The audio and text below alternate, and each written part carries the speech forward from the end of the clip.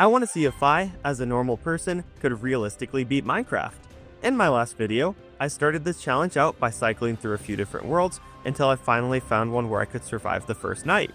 Over the course of days 2 through 5, I explored my village and my surrounding areas until I found a ruined portal containing a golden axe. This allowed me to finally begin progressing, since I'm only allowed to break blocks if I have the designated tool necessary to do so.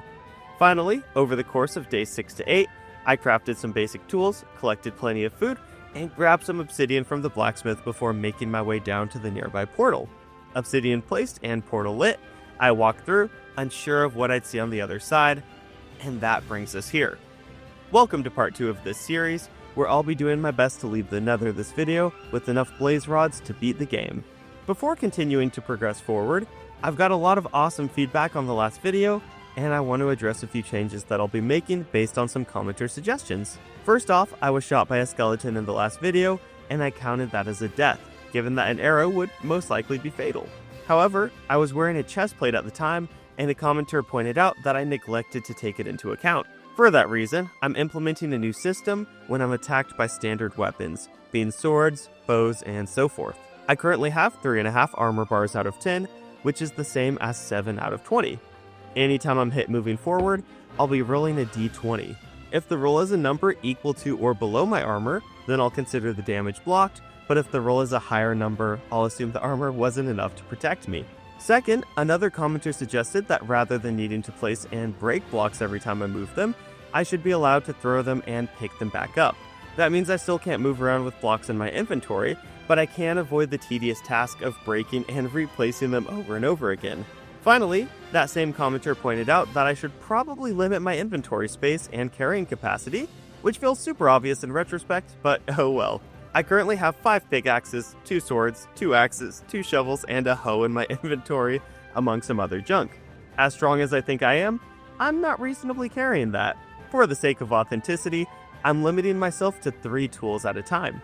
They could be 3 different tools or 3 identical ones, but I'm not allowed to use anything else outside of the 3 that I'm placing here in the middle. Also, if you did miss the last video, or just want a quick refresher, here's a list of existing rules that were set in place, so feel free to pause if you want to read through them. Without further ado, let's go ahead and get into day 9. Or at least I think it's day 9. Let's talk about that. When I came in here, day 8 was coming to an end with the sun setting. Obviously, given that we're in the Nether though, days don't really mean anything anymore. So rather than tracking by days, we'll instead increment this video by goals. Our first one, locating a Nether fortress. First things first, we'll be abiding by our new rules by putting a lot of these tools in a chest. Again, I'm only going to be able to hold 3. Thankfully, there is wood right in front of us, and my new rule allows for significantly simpler movement of blocks, so in a matter of minutes, we had ourselves a nice starter base with a chest to return to. I loaded up the extra tools and the blocks collected, formatted my inventory to make sure I wouldn't accidentally pick up any blocks, and headed out. Setting out, I'll admit that I'm pretty stressed about the travel here. I can't just sleep through the nights like in the overworld, I'll have to constantly deal with enemies at all times. Additionally, being in the Crimson Forest means I'll be dealing with piglins and hoglins. But, thankfully, I'm wearing gold boots, and as you can see, I'm spared from having to deal with at least one of those guys. Heading upwards, I navigated a bit of the terrain, but finding myself confronted with a lava lake, I turned around and began heading back. Unfortunately, this is when danger struck. I have no idea how I missed it spawning, but this hoglin managed to hit me 3 times before I killed it. That means we've got to roll 3 dice to determine if each of those hits was enough to kill me. Remember, I have 7 out of the 20 armor bars, so anything 8 or higher kills me. Our first roll is a 6, which means I actually managed to survive the first hit. The second roll is a 19. That's definitely a death there, so we'll up the attempt counter to 6. And finally, our last roll is another 6. I'm pretty amazed that we somehow managed to beat the low odds there, but coming away from this with only 1 death is insanely lucky. Seriously though, I was completely caught off guard by this hoglin, and my heart was racing a lot faster than I care to admit. Once I got back, ate some bread, and chilled out, I began construction of a bridge headed the other direction. This lava pool was way smaller, which meant it'd be easier to cross, and our friend also decided to pay me a visit while I was crossing. Due to my fear of getting pushed off the ledge, I decided to book him a visit to the hot tub. Using my block throwing methods though, I eventually did make it across, albeit extremely tediously, and then explored for quite a while. Although, I'm sad to admit, I found nothing. It was just non-stop, dull, boring Crimson Forest, and I hate to say it, but my best option is probably just going to be strip mining in one direction until I find a new clearing. Getting back home, I decided to just pick a direction and start mining forward. Unfortunately though, due to my poor spatial awareness, I was back out in the open right away. I tried moving forward again for a bit, but after reaching the lava lake yet again, I got an idea looking up. There was significantly more terrain above us that I could navigate. So I headed back home, grabbed a new pickaxe, and began making my way upwards. That's when I ran into another major issue. Due to not having any blocks on me, the random lava pockets I encounter can't easily be blocked up. If I don't react fast enough, I basically just have to backtrack and try a new tunnel. I moved forward for a while, needing to get more pickaxes one more time, until I found my way into the open Crimson Forest. This was going to be risky, but it was my best chance of traveling fast. I moved slowly with quite a bit of caution, and thankfully this time I noticed the hoglin early. Running away, I managed to trap it, and with the assistance of a piglin, we absolutely demolished this guy. What I didn't see coming though, was this stupid baby. He only got a single hit in, and it didn't even take any hearts, so let's be real. I can survive a baby pig headbutting me. I'm fine. Anyways, I kept moving forward undeterred, until finding a massive group of wandering hoglins. I decided to seek shelter, hoping that the nearby piglin would take care of them, but sadly that didn't happen. I had to make a bold choice here. I could wait indefinitely hoping that they would eventually move, or I could just run past and hope for the best. I chose the latter. Initially, this went well with me managing to avoid them entirely, but the other side of this area ended up being the worst case scenario. Faced with long drops and flowing lava, the hoglins cornered me, and in their ravenous anger, I was not only slaughtered, but burned alive. That's not something I have to roll for, and now I'm back here at square one. Honestly, I stood up and just closed the game, calling it a night. We'll figure out what to do here tomorrow morning when I get back on. Alright, it's the next day, and here's the plan.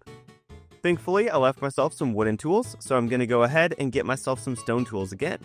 Sadly, the armor is permanently gone, but what can you do?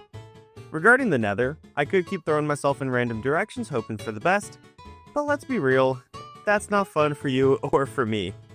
Again, the goal of this challenge is to see if I as a person could beat Minecraft, and I don't want to let an unfortunate portal location dictate that outcome. So, we're pulling out the seed map. Looking at our options, I can kill two birds with one stone by heading north. This will both get me out of the Crimson Forest as well as towards another fortress. On my way back to the portal though, I was hit by a zombie, and since I have no armor, whatever, let's call it another death. As I went through, a creeper almost got to me, but thankfully I teleported fast enough to get out of danger. This is sadly when I realized though that I forgot to collect food. And I also forgot to get seeds to block up my inventory. So, I turned around and started heading back home. Guess what though? That creeper? It was still there. And so I both took a death and my portal was put out. Somehow, by the most insane luck of all time though, the portal chest actually had a fire charge in it. So, I headed back up, almost got home before running into a zombie, turning around and bedding somewhere else. Morning came, I left toward home, and got shot by a skeleton. And then even once I got home, this guy just came to my front door. I did my best to safely kill it, but it still got another shot off. So, I don't even know. Minecraft is so much more unforgiving than I could have possibly imagined, and I am getting legitimately frustrated dealing with all of this. I thought the first stage would be so simple, just dig in some direction, find a fortress, and go from there. But that's clearly not the case. Anyways, I got some food, collected some seeds to fill my inventory, and came back. Oh my gosh, we have spent enough time exploring. It's time for some action. Let's montage this mining and make it happen. Heading out, I ended up going through my stone pickaxes pretty fast, so I had to go back and craft some more wooden ones using the crimson trees. It wasn't ideal, but it worked. Coming back up, I found another open area, and once again learned the lesson of why we don't take shortcuts. So I went back up and committed to only mining tunnels. On one of the trips back, I got shot by a piglin waiting at my chest and decided to fortify my mini base a little bit more. After that, I just kept mining and running back to grab 3 new pickaxes over and over again, and after literally forever, I finally hit a new biome. I had to turn a little bit more to the right to stand the wall, but finally, I found my way here. Making my way down, I saw what I'd been searching for all this time. Blazes. How are we actually going to safely kill these? Let's figure that out.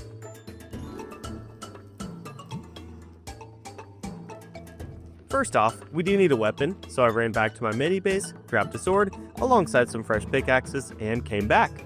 My first thought was to check the area behind my entrance in hopes of finding an enclosed blaze spawner. If I could entirely avoid the outer area, that would be wonderful. Between the wither skeletons, blazes, and potential gas, I could see my attempt counter skyrocketing. So I got behind some cover, slowly bridged my way across this little lava fall, and headed up the stairs to see if anything was here. Looking down the hallway, I saw some extremely familiar stairs. This is genuinely the best possible scenario I could have imagined. I immediately blocked up the front and started tunneling beside the room in hopes of setting up some small traps. After digging out a couple and waiting to see if it worked, I finally got my first blaze. Sadly, it didn't drop any rods for me, but that's perfectly fine. The proof of concept was there. This could get me blaze rods. I dug out a few more kill chambers, took a hit from a blaze while still failing to get a rod, and finally, on my third attempt, I finally got one. I can't express how happy I was in this moment. As long as I stood back and took my time, I could safely do the rest of these without taking any damage. I got another blaze rod pretty quickly, and then things slowed down. Although the method worked, it was extremely luck-based. I'll be real, this took at least an hour, so I did stop recording and just listen to an audiobook until my sword was nearly depleted. Sure, 19 blaze rods may be overkill, but I wanted plenty to spare in case a few Eyes of Ender popped or if I wanted to craft some potions. I still have the brewing stand in town from the cleric, so I might as well use it. Heading out of the fortress, I saw a ton of mobs waiting right behind the staircase, so I booked it and I didn't look back. Tragically though, I faced one final enemy. A singular blaze found his way into my tunnel and, as if poetically, took revenge on me for the slaughter of his defenseless friends. He got 2 solid hits in, netting me 2 more attempts on my counter, but I don't even care. I managed to keep my items, and honestly, that's all I care about. I walked the entire way back home, and finally, after so long, got my blaze rods. Now, I just have one final goal before going back to the overworld. Ender pearls.